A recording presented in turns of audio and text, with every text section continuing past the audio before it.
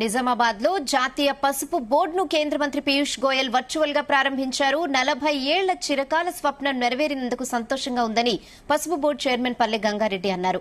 ప్రధాని మోదీ ఇచ్చిన మాట ప్రకారం పసుపు బోర్డు ఏర్పాటు చేసి పసుపు రైతుల జీవితాల్లో వెలుగులు నింపారంటున్న పసుపు బోర్డు చైర్మన్ పల్లె గంగారెడ్డితో మా ప్రతినిధి Angirekula Sailu face to face.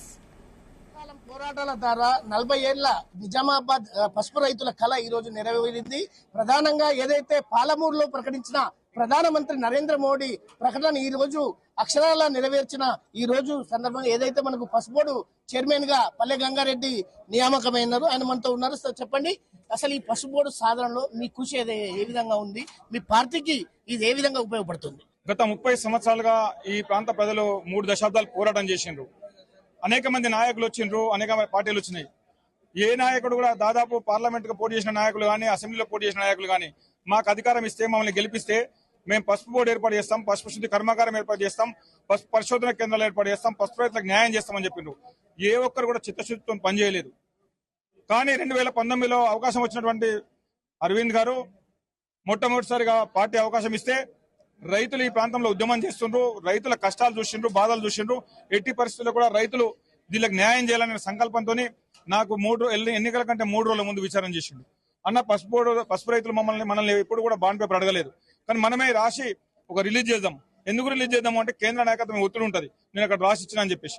కానీ ఆ రకంగా ఆయన రైతులకు చేయాలని చిత్తశుద్ధితో ప్రయత్నం చేసి సంవత్సరం క్రితం మోడీ గారితో ఈ బోర్డు అనౌన్స్ చేయించి మన నిజామాబాద్ వచ్చి ఇక్కడ రైతులకు భరోసా ఇప్పించి మళ్ళీ ఎన్నికల తర్వాత నేను బోర్డు ఏర్పాటు చేస్తా అని చెప్పి మోడీ గారు నిజామాబాద్ సభలో చెప్పడం జరిగింది. దానికి అనుగుణంగా మహారాష్ట్ర వాళ్ళు మాకే బోర్డు కావాలా, మహారాష్ట్రంలో పెట్టాలన్నప్పటికీ కూడా, తమిళనాడు వాళ్ళు కావాలన్నప్పటికీ కూడా, కర్ణాటకలో కావాలన్నప్పటికీ కూడా నిజామాబాద్నే బోర్డు కావడానికి గత 2 ఏళ్లుగా ఢిల్లీలోనే మకామేసి బోర్డు సాధించినటువంటి అరవింద్ గారికి ప్రత్యేకమైన కృతజ్ఞతలు.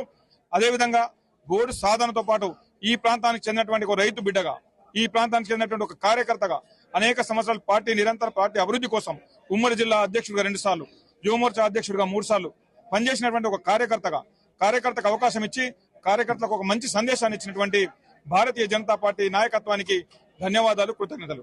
బోర్డు వల్ల ఎలా ఉపయోగం ఉంటుంది రైతులకు? బోర్డు వల్ల అనేకమైనటువంటి ఉపయోగాలు ఉన్నాయి. బోర్డు ద్వారా రైతులకు ఏ రకంగా మేలు చేయగలుగుతామో అవన్నిటిని కూడా బోర్డులో చర్చించి నిర్ణయించి ఏ రకమైనటువంటి గైడ్లైన్స్ ముందుకెళ్తే బాగుంటుందనేటువంటి విషయాల్ని మేమందరం మాట్లాడుకుని రైతులకు న్యాయం చేసే ప్రయత్నం చేస్తాం. ఇట్లా కొట్లానేమా అప్పుడు ఎంపీ ఎలక్షన్ లా కవిత మీద 78 మంది రైతులను పోటీ చేసిన ఎంపీకి కవితను అన్ని చెప్పింది, ఏం చెయ్యలే. అయితే అరవింద్ వచ్చి మాకు ప్లాన్ రాసి ఇచ్చిండు, బాండ్ పేపర్ రాసి ఇచ్చిండు. నేను పసుపు బోర్డు తెప్పిస్తా అని చెప్పితే పసుపు బోర్డుకు అప్పుడు అరవింద్ కు మొత్తం రైతులు మిగతా అందరం గెలిపించినాం. అదొకటి. అప్పటి అరవింద్ కు రాసి ఇచ్చిన దానికి ఇప్పటిదాకైనా ఏమనలే. ఇప్పుడు పసుపు బోర్డు ఇచ్చిండ్రు అంటే ప్రజలందరికీ సంతోషమైంది. ఇప్పుడు సంబరాలు చేసుకునేదే అయితే సంబరాలు చేసుకోవాలి, కాకముందు చేసుకోవద్దు. కావాలా కూడా ముందు సంబరాలు చేసుకుంటే సంతోషం అయిపోతుంది. మచ్చర్ల ఆలూరు మండల్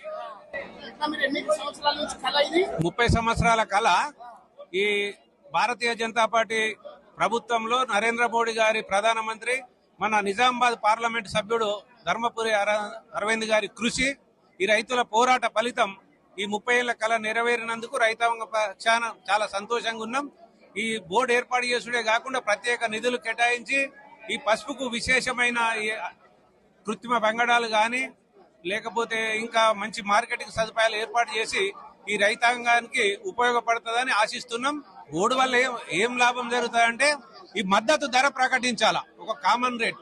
ఈ దళారుల బెడద నుంచి రైతాంగానికి విముక్తి కల్పించాలా.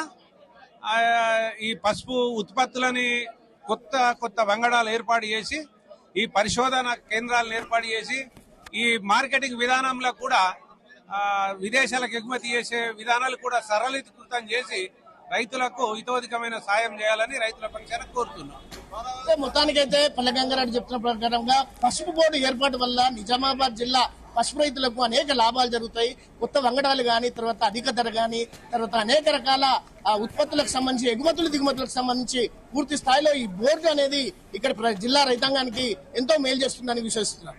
కెమెరా పర్సన్ గోపాల్తో కలిసి అంగిరేకుల సాయిలు, జీ తెలుగు న్యూస్, ఉమ్మడి నిజామాబాద్.